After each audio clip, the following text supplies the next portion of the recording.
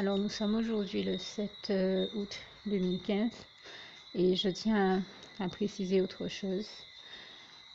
Tout simplement à dire que aujourd'hui je vais mettre en ligne, peut-être pas sur ma page Facebook encore, précisément à cause de mon état de santé, mais je vais mettre en ligne un certain nombre de vidéos.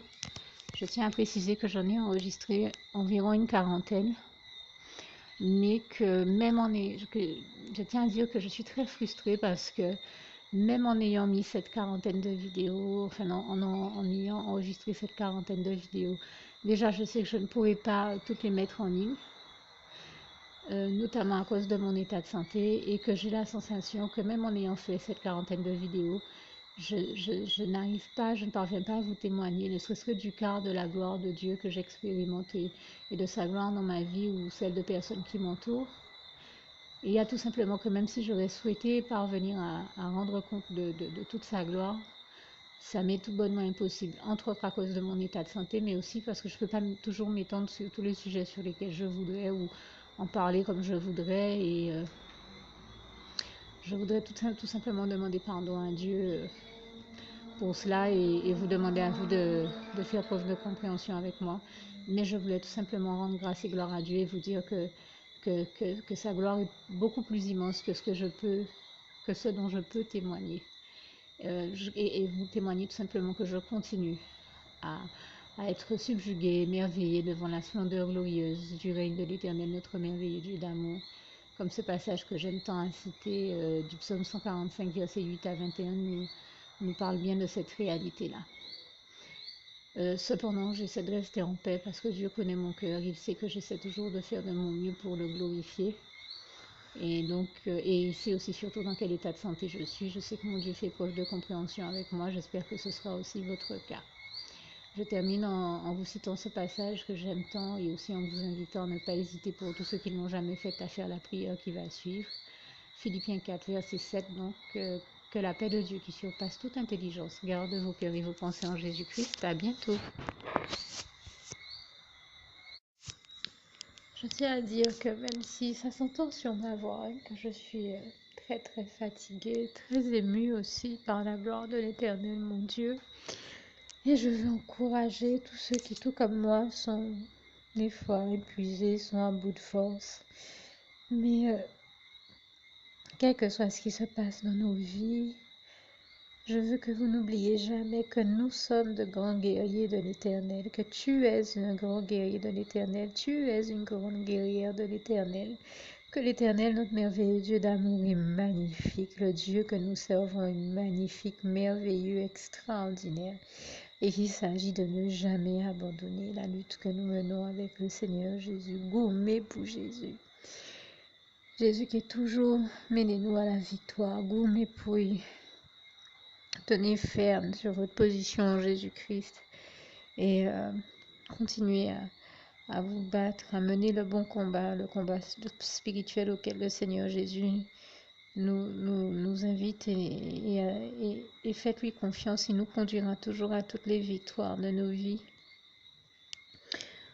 Toutes celles qu'il a prévues pour nous, comme il est écrit en Romains 8, verset 37. Mais en toutes ces choses, nous sommes plus que vainqueurs par celui qui nous a aimé Jésus-Christ. Et l'une de mes louanges préférées, c'est cette louange qui dit « Tu es magnifique, ô Seigneur, moi je t'aime, mon papa d'amour, tu es merveilleux, éternel, oui je t'aime, éternel mon Dieu, alléluia, alléluia, louange, honneur et gloire à toi. » Je vous demande de me pardonner parce que ma voix n'est pas au maximum de ses potentialités, mais je vais essayer de vous rajouter ce chant que j'aime tant. C'est juste pour vous encourager à ne jamais perdre de vue que le Dieu que nous servons est tellement merveilleux, tellement magnifique, qu'il accomplit des merveilles, des miracles et des prodiges, comme ce passage de Job 5, versets 8 à 9 nous le décrit bien. Et que, en effet, sans Dieu, nous ne pouvons rien, mais avec Dieu, nous pouvons et nous accomplirons et nous accomplissons et nous accomplirons encore bien des exploits, comme ce passage du psaume 60 ou 108, versets 13 à 14, nous le rappelle bien.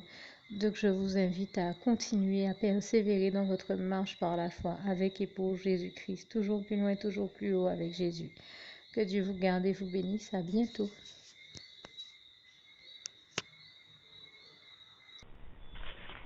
Juste une petite précision pour tous ceux qui ne sont pas encore, qui n'ont pas encore choisi la meilleure des options qui soit, qui est celle d'aller se placer, de faire le choix à soi-même, d'aller se placer dans les bras d'amour de Jésus-Christ, pour se mettre à l'abri de ce monde cruel. Eh bien, je partage avec vous la prière par le biais de laquelle on y accède.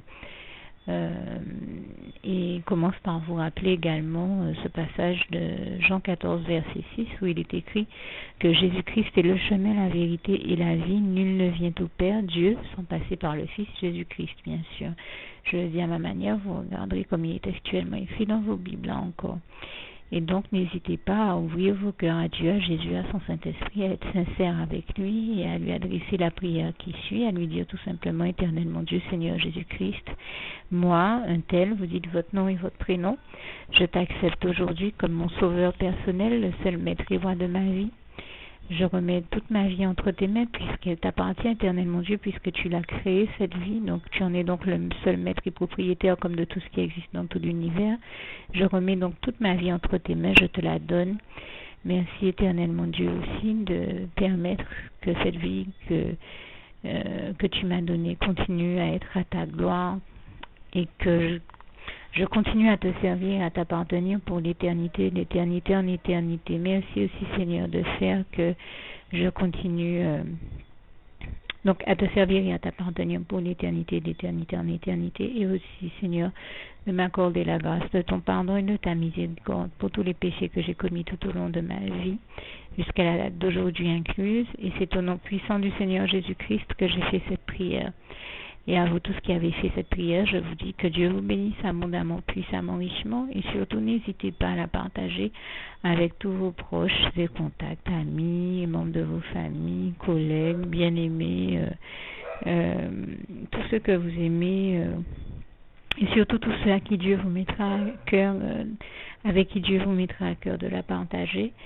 Et comme j'aime à le dire, si vous n'avez pas encore pris le temps de faire cette prière, comprenez bien que voilà, ça ne vous coûte rien de la faire, c'est gratuit, c'est indolore, et que voilà, vous n'êtes pas obligé de me croire, mais moi il m'est arrivé tout comme vous de devoir faire cette prière un jour dans ma vie, et quand on m'a proposé de la faire, je me suis dit, et si c'était vrai, et si c'était vraiment Dieu qui, par ce biais-là, m'appelait à lui et me demandait de lui donner ma vie, de l'accepter, c'était Jésus qui était en train de vraiment me tendre la main et qui était en train de me demander de l'accepter comme mon sauveur personnel, je ne pourrais pas passer à côté de l'occasion de lui dire oui, parce qu'il faut aussi que je reste ouvert ou ouverte à ce que Dieu peut avoir à me dire. Il faut que je garde mon cœur et mon intellect ouvert à ce que Dieu peut avoir à me dire. Donc je me suis dit, je ne peux pas courir le risque de passer à côté de mon éternité, de passer à côté des meilleures choses de la vie, surtout si le maître et créateur de la vie m'appelle et cherche à me sauver. Pour être sauvé, il faut bien que je lui dise oui, que je souhaite qu'il me sauve. Oui, Seigneur Jésus-Christ, je t'accepte comme mon sauveur personnel. Et c'est le sens de cette prière. Et comme je dis, elle ne nous coûte rien à faire. Et puis surtout, moi je vous dis, du jour où je l'ai faite, j'ai vu Jésus changer ma vie en mieux sur tous les plans. Et donc je crois que ça ne vous coûte rien, ça ne vous coûte rien vous non plus de la faire et puis d'expérimenter, de regarder comment les choses vont se dérouler dans votre vie, de regarder Jésus changer votre vie en mieux, à vous aussi. Et voilà, d'en faire l'expérience. Et pour en faire l'expérience, il faut commencer par faire cette prière. Donc si vous ne l'avez pas encore dite, réembobinez tout simplement cette vidéo ou ce document si vous préférez, réécoutez-le et dites avec moi la prière que vous m'avez entendu mentionner.